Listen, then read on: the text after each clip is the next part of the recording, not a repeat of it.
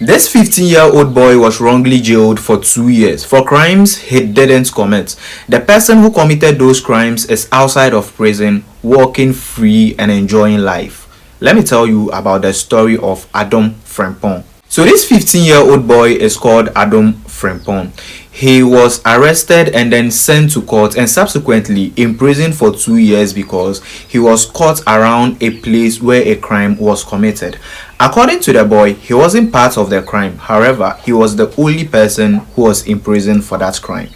You see, this story was published on the YouTube page of Crime Check Foundation on 1st August 2019. And according to interview, the boy was interviewed directly by Crime Check Foundation.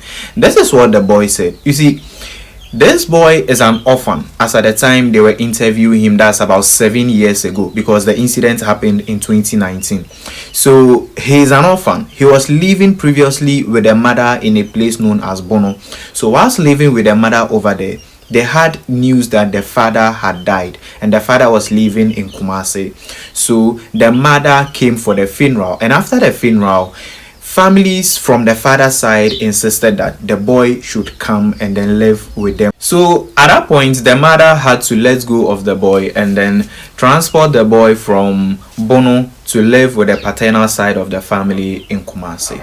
So the boy was living in Kumasi and everything was going on well because according to the boy, his uncle, brother of his late father, was the one who was a driver and making a living out of driving and taking care of the whole family. So everything was pretty cool. At that time, he was enrolled in school and he was doing well. However, not long after the death of the father, when the boy came to live with the paternal side of the family, the uncle also lost his life. Now, according to the boy, there was a mystery surrounding the death of the uncle because the uncle fell in water and then died.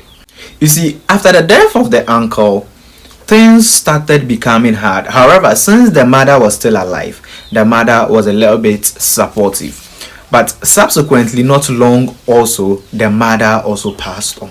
So now he was totally an orphan. He was left with just the grandmother to take care of him whilst he lived in Kumasi. Now, in the family home, there were his distant relatives like cousins and all those living together. So the grandmother too, because she was very old, she didn't have enough. She wasn't making much of a living to take care of herself and the boy.